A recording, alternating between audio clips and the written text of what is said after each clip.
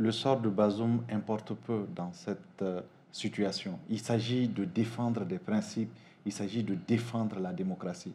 Et si Bazoum, qui a demandé, qui a sollicité cette intervention, est conscient de la gravité ou des risques qu'il encourt en demandant cette intervention. Donc c'est en connaissance de cause qui fait cette demande-là. Ensuite, moi je voudrais quand même dire que le coup d'État n'est pas aussi consommé que les gens le disent. En fait, il y a des étapes. La première étape, quand vous voyez tous les coups d'État, c'est d'abord de mettre la main sur le président. Et aujourd'hui, tous les indicateurs montrent qu'il est certes pris en otage, mais ils n'ont pas la main sur lui. Parce qu'il est en tout cas libre de ses mouvements, des communications qu'il a entreprises avec les uns et les autres. De recevoir le président tchadien. Deuxième chose, pour qu'un coup d'État puisse être entériné ou que la CEDEAO revienne à de meilleurs sentiments, il faut quand même qu'il signe une lettre de démission. Et Bazoum est catégorique là-dessus. Il n'a pas signé de lettre de démission.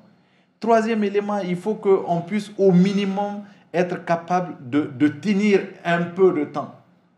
Aujourd'hui, c'est ce temps-là qui fait défaut. Le Niger ne peut pas tenir, comme je l'ai dit par le passé. Même pour le cas du Mali, vous avez vu, le Mali n'a même pas eu la moitié des sanctions qui viennent d'être imposées au Niger. Parce que dans le cas du Mali, on avait laissé les biens de première nécessité passer, on avait laissé les produits pharmaceutiques, l'hydrocarbure, les banques étaient réapprovisionnées à un certain hauteur. Et aujourd'hui, c'est tout ce système-là qui est totalement arrêté au Niger, pour quelqu'un qui a les chiffres du Niger. Donc, comme pour dire que sur le plan économique, sur le plan sécuritaire, sur le plan logistique, sur le plan énergétique, le Niger ne peut pas faire face au monde aujourd'hui. Et ce n'est pas en mettant 30 000 personnes dans un stade qu'on pourra arriver à défier le monde entier. Mais est-ce que le Niger ne pourra pas collaborer avec ces pays, le Mali, c'est là où je voulais la Guinée? Regardez, quand un produit veut passer aujourd'hui par le Mali pour aller au Niger, dites-moi quel est l'itinéraire que ces marchandises-là vont prendre. Peut-être que mon frère peut nous aider à comprendre mieux dans cette situation. Donc, il ne s'agit pas de se lever pour dire on va aider, on va aider. Nous-mêmes, on a du mal si on veut aller à Gao, si on veut aller à Kidal. On sait le détour que nous faisons.